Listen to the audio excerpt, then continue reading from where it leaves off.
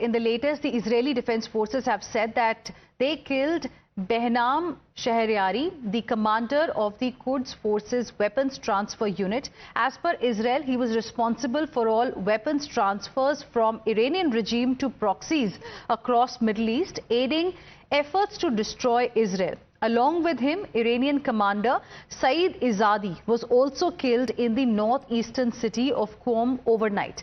Now, he was reportedly instrumental in the October 7 attack that took place in 2023.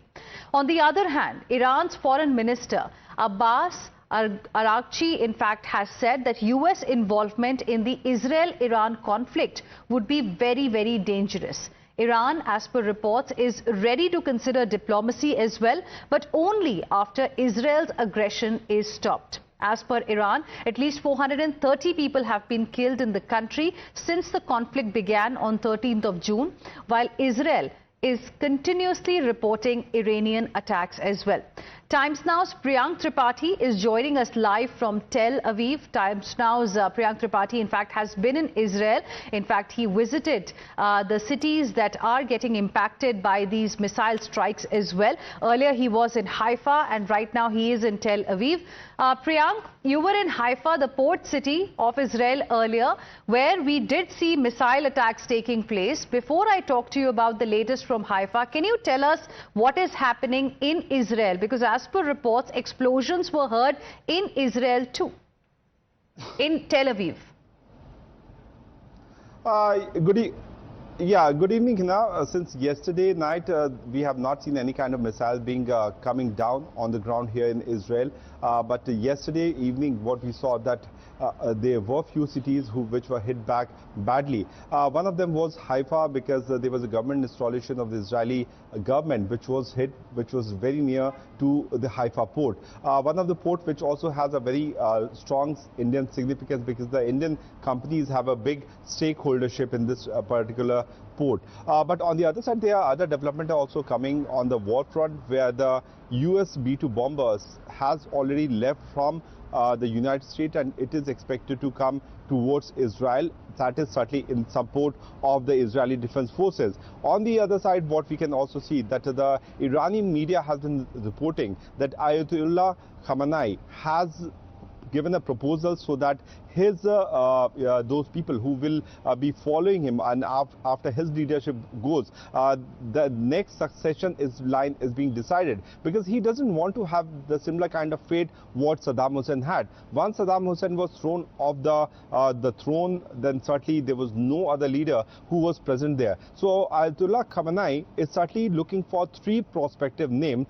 This is what the Iranian parliament has also decided. The names are yet to come, that who could be the successor of the supreme leader of Iran.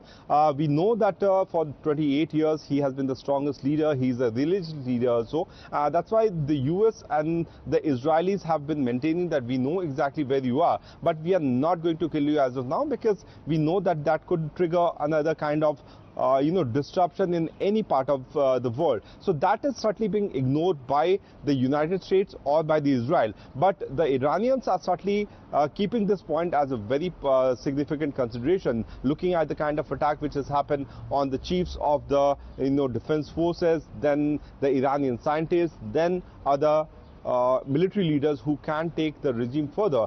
So the Khamenei step, which has come up as a major thing, which is considered to be a major development, the pressure which is being built up by the United States and the Israeli Defense Forces. Right. Barrage of missiles have been used from both the sides. Ballistic and acoustic missiles have also been used. But Khamenei proposing that there should be name proposal which should come up from the parliament, that who can succeed him further, the strongest leader of the Iran, right, is a major development which is happening in this case. Well, that's a significant update that you are bringing to us, Priyank. As far as Khamenei is concerned, Iranian supreme leader, as you are telling us, has named 3 candidates who will be succeeding him in case he is killed during the conflict with Israel. Now, this is what even the reports had suggested. It's a big news that we are getting for our viewers right now. So as per reports, 3 candidates have been picked by Khamenei, sheltering in a bunker. Iran's supreme leader has named his potential successors. He's not only picked replacements in his chain of military command in case they are killed in Israeli strikes, he has also named 3 senior clerics to replace him should he too be killed. Now, that's the big news that we are getting for you. Priyank, Tripathi, I'm requesting you to stay on with us because we would like to come back to you and get your inputs on how the situation right now is in different cities of Israel. Meanwhile, I'm also joined by 2 very special guests on the broadcast. We have Ely Karmon, senior researcher, International Institute for Counter-Terrorism, joining us live from Israel right now. We have Ms. Veena Sikri, former diplomat. Good evening to both of you as well. Priyank, Tripathi stays with us as well.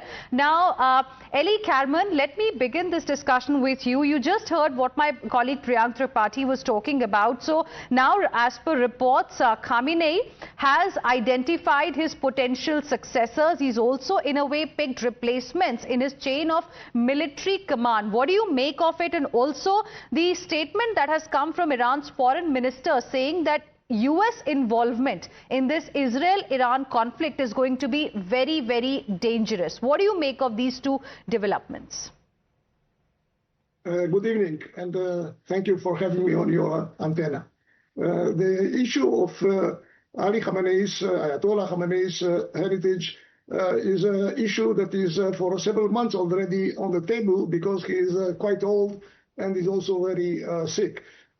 One of the names that are given as quite sure candidates is one of the sons of the late Ayatollah Khamenei, which was the leader of the Islamic Revolutionary Revolution, and he was the one which, in the end, imposed Khamenei as the supreme leader. Now, the process of choosing a leader, a spiritual leader, a religious leader, is quite complicated in Iran because it needs permission or a body of 80 people, many of them ayatollahs or religious leaders and also political leaders. In the past, by the way, Ali Khamenei was not considered to be the most fit for this post, and there was another Ayatollah called Montazeri, which was bigger than him on the religious level, but he was outsided by the radicals, and he was even said to have been assassinated. Even his son is also in prison, I think, or in domiciliary prison. So we'll see. This is a sign that the regime is quite shaking and feeling the need to find a solution in case the Ayatollah will disappear either by nature or by an Israeli attack. As to the American participation, clearly the American participation involves a lot of risks. First of all, for the United States, because the Iranians have threatened already that they will attack all the American bases in the region, right, which means the big bases in Qatar, in Saudi Arabia, in Bahrain, and also some smaller bases in Iraq and in Syria. Right. And also they have threatened that we will attack the oil and gas fields in Saudi Arabia and the Emirates, which will provoke international economic crisis. So the question is if indeed President Trump will decide to intervene, either because he thinks that the victory is very, very close, or won't decide for it because there is opposition inside his own administration, those which are thinking that the United States should be as an isolationist. Okay, interesting views you have shared with us.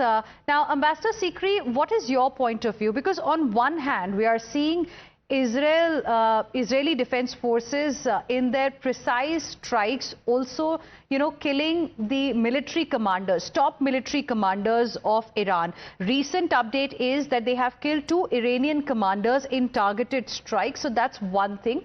On the other hand, a succession planning, it seems, has begun in Iran. So both sides are ready perhaps for a long haul, and this conflict is not ending anytime soon. Well, it is a very dangerous conflict. It's a very, very dangerous conflict, perhaps one of the most serious to face the world. And discussions in global circles are not whether we are on the brink of World War III, but whether we are already in World War III. And, it's already such a crisis situation. And I think what everybody feels is that America's direct entry into the war will really worsen the situation enormously. And we've seen over the weekend, we've seen over the last few days, the European foreign ministers meeting the Iranian foreign minister, including UK foreign minister was also there, David Lammy. And we've also seen that the Iranian foreign minister is now on his way to Turkey, or is going to talk to Turkey about it. So obviously there are very serious efforts to find a resolution.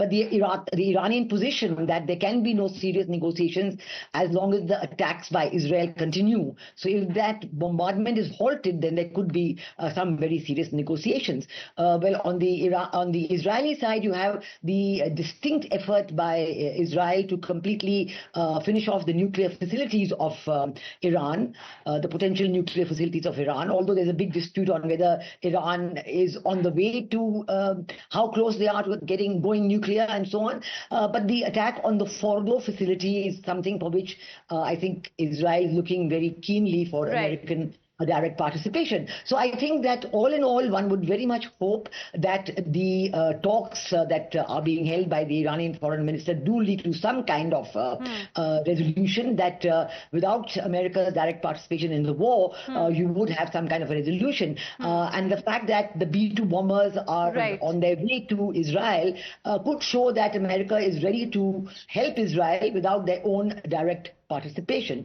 So I do very much hope, because there is no doubt that if the American direct participation comes in, there will be a complete local conflagration, the attack on American bases and so on. So it is a very, very dangerous situation. We are all extremely anxious and worried about it. It is indeed a very dangerous situation that we are seeing right now developing between Iran and Israel. I want to go back to my colleague Priyank Tripathi very quickly once again. Priyank, from Iran, evacuation of Indians is something that's currently underway. I was looking at some data. There are around 36,000 odd Indians who are working in Israel in various industries. Are there any kind of evacuation plans being made for those Indians there? And how is the situation of the Indians in Israel right now?